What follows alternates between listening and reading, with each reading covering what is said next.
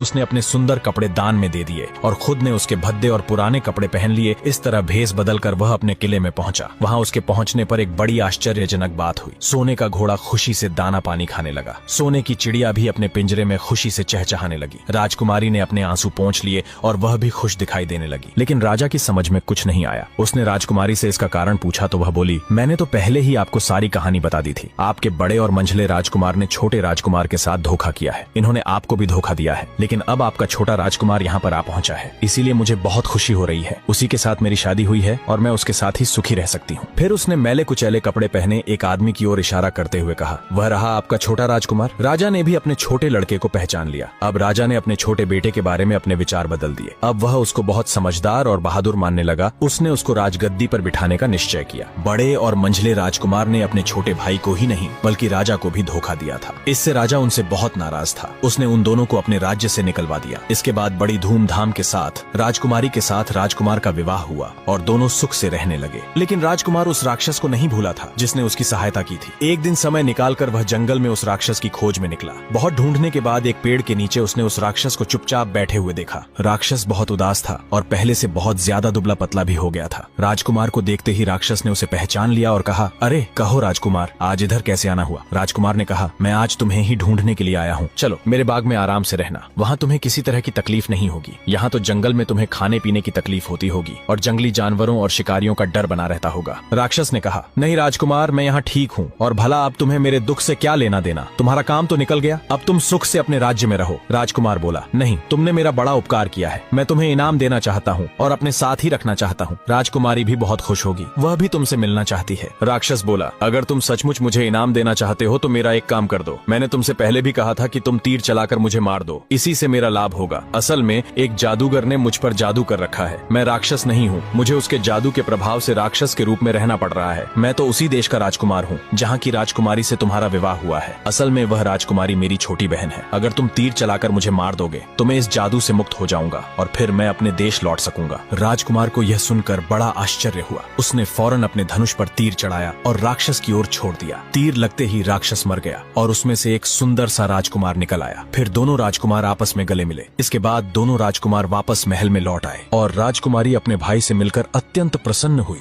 कहानी अच्छी लगी तो वीडियो को लाइक और चैनल को सब्सक्राइब जरूर करें।